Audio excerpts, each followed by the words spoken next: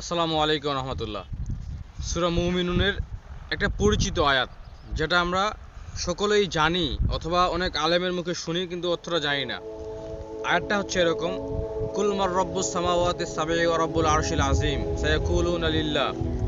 আল্লাহ তাআলা তার নবীকে বলছেন, হে নবী, আপনি তাদেরকে বলুন, এই যে সাত আসমান আছে এবং আরশে আজিম আছে, এর মালিক কে? তারাই বলবে আল্লাহ। আফালা তাত্তাকুন, তারপরেও কেউ তারা তাকওয়া অবলম্বন করছে না, আল্লাহকে ভয় করছে না।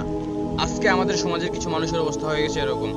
তাদেরকে যখন আপনি বলবেন সবকিছুর মালিক কে, তারা বলবে আল্লাহ। তাদেরকে যখন আপনি বলবেন সবকিছু কার সৃষ্টি, বলবে আল্লাহ। যখন তাদেরকে বলা হবে আসমান জমিনের মালিক কে, বলবে আল্লাহ। কিন্তু সেই সমস্ত মানুষেরা নামাজ পড়ে না। সেই সমস্ত মানুষেরা আল্লাহর যেগুলো ফরজ করেছেন, আল্লাহ আমাদের উপর যেগুলো নিয়মকানুন বেঁধে দিয়েছেন, সেই নিয়মকানুনগুলো মেনে চলে না।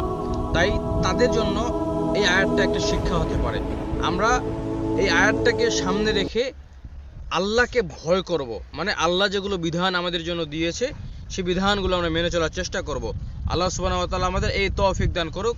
আসসালামু আলাইকুম ওয়া রাহমাতুল্লাহ।